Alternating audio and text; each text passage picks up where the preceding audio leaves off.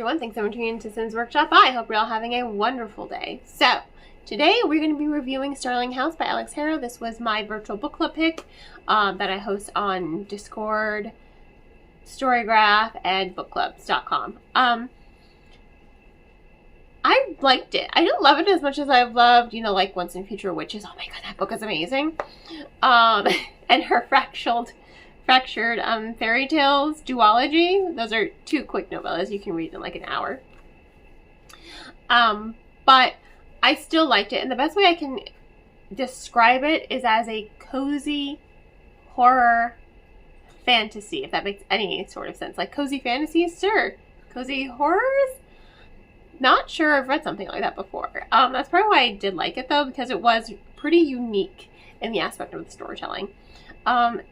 And also it kind of felt like a dream, which is intentional. Reading this book doesn't feel like a fever dream, but it feels like a dream. And that, like I said, it is intentional because the core of the story is the monsters are coming from someone's nightmare.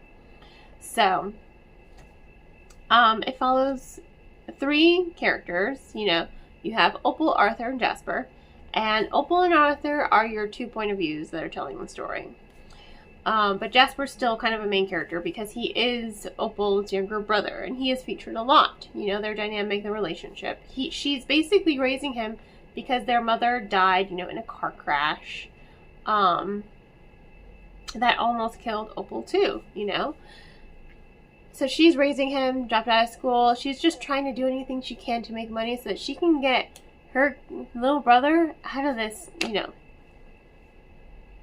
dumb town, as she likes to call it. It's, one of those small towns you just want to escape from, right?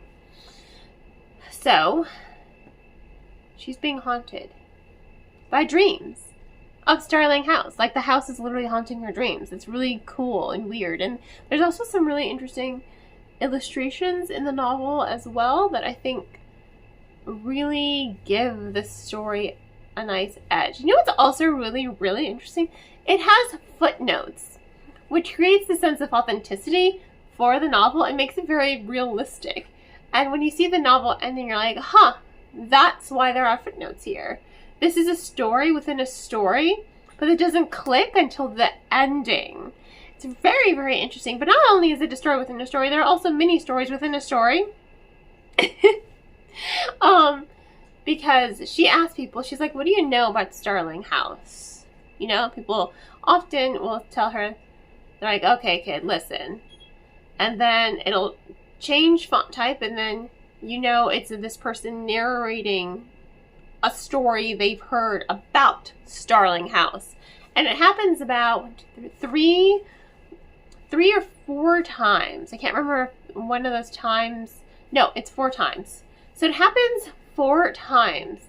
So you're getting a story within a story. And the novel itself feels like it's, by the time you reach the end, you're like, huh, why do I feel like this was written, the ending just kind of like, it showed you how it ended. That didn't make any sort of sense. But it's like a story within a story within a story. Like, the novel feels real. If that makes any sense. By the end of the book, you're just like, oh, I'm reading the book that they're writing at the end of the book. I hope that made a little bit more sense. That's what I said, like, this book just feels like a dream. And, obviously, there are monsters at Starling House, and Arthur is the caretaker. It's his job to battle the monsters so that they don't escape the house and the property and end up hurting people. Because no one can see them except for the caretakers of the house. Except for Opal and Jasper. The house calls to new caretakers. That's why Opal's being haunted. It wants Opal to be her caretaker. But Arthur is the caretaker. But it only calls a new caretaker when their previous caretaker is dead. Or is it calling Opal to break the curse? The curse that is the dream that is a nightmare. The nightmare that wakes up at night in the form of monsters that stalk the land and kill people. It's wild.